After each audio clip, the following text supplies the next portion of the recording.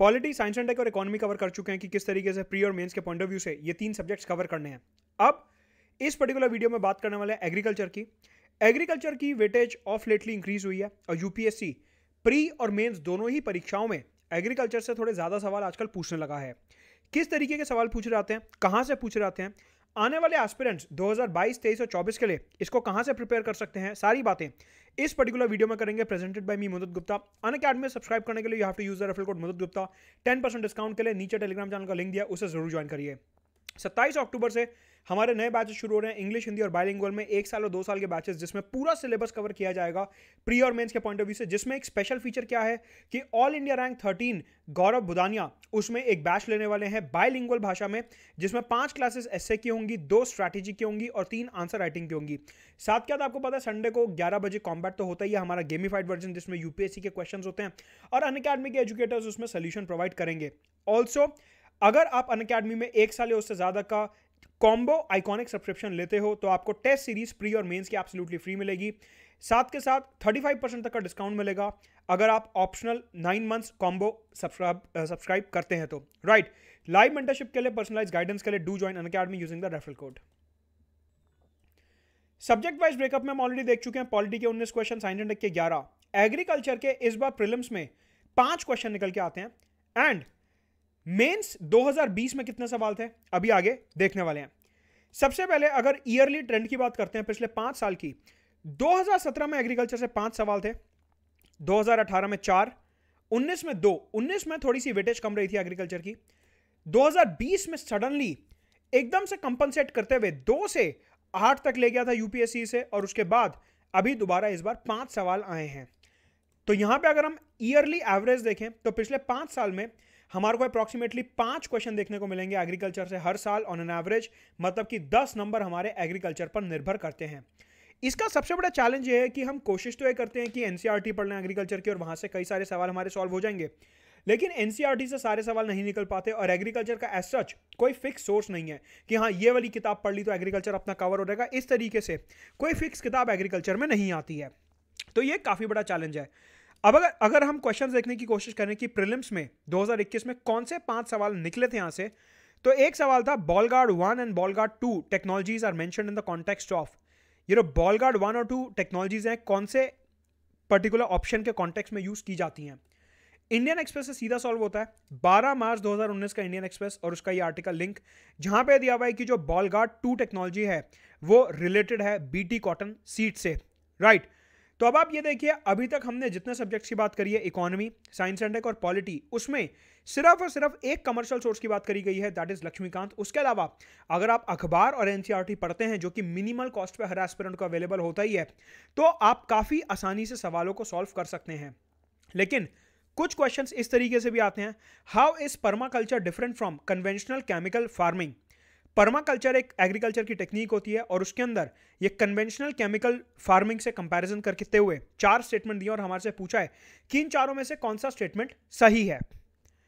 इस टाइप का जो सवाल है ये कहीं पे भी मेंशन नहीं है, ना तो एनसीईआरटीज में ना अखबार में आया है ये। अगर मैं और ज्यादा गूगल करूं या डाउन टू अर्थ में सर्च करने की कोशिश करूं, कहीं पे भी इसका आंसर नहीं मिलता। इट्स बेटर कि इस टाइप के सवालों को छोड़ दिया जाए, it's better to leave such kind of questions. अगला सवाल था with reference to palm oil consider the following statements.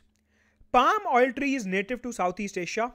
Palm oil is a raw material for lipstick and perfumes. Palm oil is used to produce biodiesel. हमारे को बताना है इसमें से सही स्टेटमेंट्स और कौन सा है। यहां पे एक अखबार से पूरा क्वेश्चन सॉल्व नहीं होता, हमारे को मल्टीपल न्यूज़पेपर के आर्टिकल्स देखने पड़ेंगे। लेकिन सबसे खास बात यहां पे क्या है कि पिछले 1 महीने के ही आर्टिकल्स हमारे को देखने पड़ेंगे।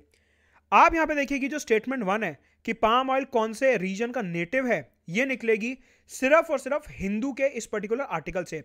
19 सितंबर 2021 उसके इस आर्टिकल से पहली स्टेटमेंट निकलती है। बाकी जो दोनों स्टेटमेंट्स हैं वो निकलेंगी 27 अगस्त के इंडियन एक्सप्रेस से और 4 सितंबर के इंडियन एक्सप्रेस से।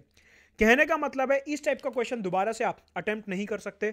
उसका रीजन ये है कि आप या तो हिंदू पढ़ रहे हो या इंडियन एक्सप्रेस पढ़ रहे हो, आपके ऊपर वर्कलोड ऑलरेडी इतना ज्यादा है, इतना ज्यादा सिलेबस है कि आप कहां से 2 अखबार पढ़ पाओगे, पॉसिबल ही नहीं है ह्यूमनली। तो इसका मतलब यह है कि इस टाइप के सवालों में अगर कंफ्यूजन होती है तो इट्स बेटर कि इन्हें छोड़ दिया जाए, क्योंकि अगर आपने दोनों अखबार पढ़े हैं तो ही आप इसे अटेम्प्ट कर पाओगे। Right, which of the following is the least water efficient crop? Sugarcane, sunflower, pearl millet, red gram. यह सवाल सीधा सीधा एनसीईआरटी से निकलता है। कौन सी एनसीईआरटी से? पेज 67 12th क्लास की ज्योग्राफी एनसीईआरटी और पेज 44 8th क्लास की ज्योग्राफी एनसीईआरटी। आपने देखा कि इकोनॉमी, साइंस एंड टेक और पॉलिटी में मैंने आपको दिखाया कि किस तरीके से हायर क्लास एनसीईआरटीज की वेटेज काफी ज्यादा है। वही यहां पे लॉजिक लगता है। ऑफ कोर्स यहां पे 8th क्लास एनसीईआरटी से भी सवाल जो है निकल रहा है, लेकिन 12th क्लास की एनसीईआरटी से भी सवाल निकल रहा है। कहने का मतलब है कि higher class NCERT and overall NCERTs की जो वेटेज है वो बरकरार है। यहां पे आपको लॉजिक ये लगाना था कि जो सनफ्लावर है वो एक ऑयल सीड माना जाता है, रेड ग्राम जो है पल्सेस हैं और पर्ल मिलेट्स तो मिलेट होते ही हैं। तो अब इन तीनों में कितना कितना पानी चाहिए होता है ये एनसीईआरटी के पैराग्राफ्स में हमारे को डायरेक्टली मिल जाएगा। तो एनसीईआरटी ही जीवन का सत्य है। अगर ये आप छोड़ रहे हो, आपको लग रहा है कि एनसीईआरटी तो बहुत बेसिक है और मैं एक्सपर्ट हूं, मेरे को तो सब आता है एनसीईआरटी का, आप गलत सोच रहे हैं, क्योंकि इस टाइप के सवाल मैक्सिमम एनसीईआरटी से ही निकलते हैं। अगला सवाल है क्लाइमेट स्मार्ट एग्रीकल्चर को लेके, कि क्लाइमेट स्मार्ट एग्रीकल्चर को ये जो है climate change, agriculture and food security, इसके अलावा consultative group on international agriculture research और ये आईक्री सैट को लेके जो सवाल आया था, ये कहां से सॉल्व होता है? ये जो सवाल है कहीं से भी सॉल्व नहीं होता है, ना ही अखबार से, ना ही एनसीईआरटी से। डाउन टू अर्थ में भी इसके बारे में कुछ नहीं लिखा था। मतलब कि अगेन 5 क्वेश्चन अभी तक हम देख चुके हैं एग्रीकल्चर के, और उसमें से 3 सवाल ऐसे हैं जो एस्पिरेंट अखबार एनसीईआरटी पढ़ के भी सॉल्व नहीं कर पाएंगे। मतलब कि एग्रीकल्चर मोर और लेस थोड़ा मुश्किल साइड पे था और इसके क्वेश्चंस काफी ज्यादा अनप्रेडिक्टेबल थे। अगर आपने अखबार अच्छे से पढ़ा भी है तो भी आप इस टाइप के क्वेश्चंस तो अटेम्प्ट नहीं कर पाओगे अनलेस आप एग्रीकल्चर एक्सपर्ट हैं या आपका बैचलर्स और मास्टर्स का बैकग्राउंड एग्रीकल्चर रहा हो। तो यहां पे समझने की बात यह है कि 5 क्वेश्चन तो एग्रीकल्चर के हमने प्रीलिम्स में देखे, लेकिन ये 5 के 5 क्वेश्चन कोई अटेम्प्ट नहीं कर सकता अनलेस आपका एग्रीकल्चर में कोई एक्सपर्टीज हो। सो इट्स बेटर कि आप अखबार पे और एनसीईआरटी पे ही फोकस करिए, क्योंकि ये किसी और किताब में तो मिलने वाले नहीं है। तो अगर आप कोई किताब सर्च भी करते हो एग्रीकल्चर की, तो वहां पे भी इन क्वेश्चंस का एफिशिएंसी रेट आपको कुछ खास नहीं मिलने वाला।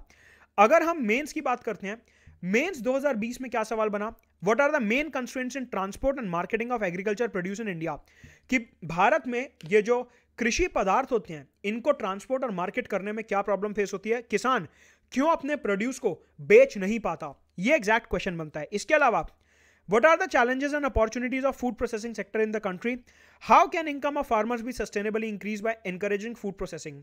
ये दोनों आंसर सीधे सीधे मोस्टली आपको योजना से मिलेंगे। योजना का जो एग्रीकल्चर के ऊपर एडिशन था उससे मिलेंगे।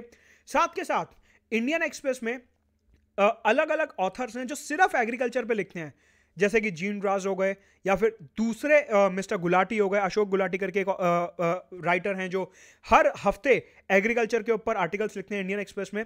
तो इन ऑथर्स के आर्टिकल्स अगर आप पढ़ते हो इंडियन एक्सप्रेस में तो आपको काफ़ी मदद यहाँ पे मिलने वाली है। Similarly what are the major factors responsible for making rice wheat system a success? हमारे को बताना है कि ग्रीन रेवोल्यूशन सक्सेस क्यों था और ये आज की तारीख में सिस्टम खराब क्यों है।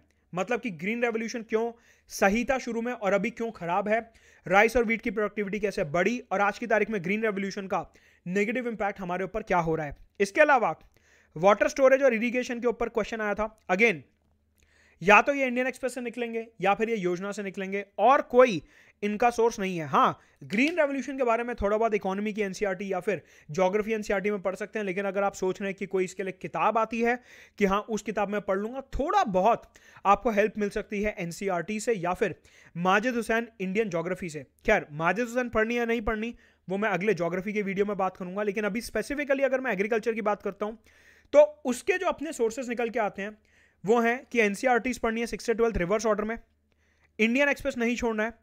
बजट इकोनॉमिक सर्वे में एग्रीकल्चर के ऊपर स्पेसिफिकली एक चैप्टर होता है एग्रीकल्चर के नाम से, वॉल्यूम 2 के अंदर इकोनॉमिक सर्वे के वॉल्यूम 2 के अंदर एक चैप्टर होता है एग्रीकल्चर के नाम से।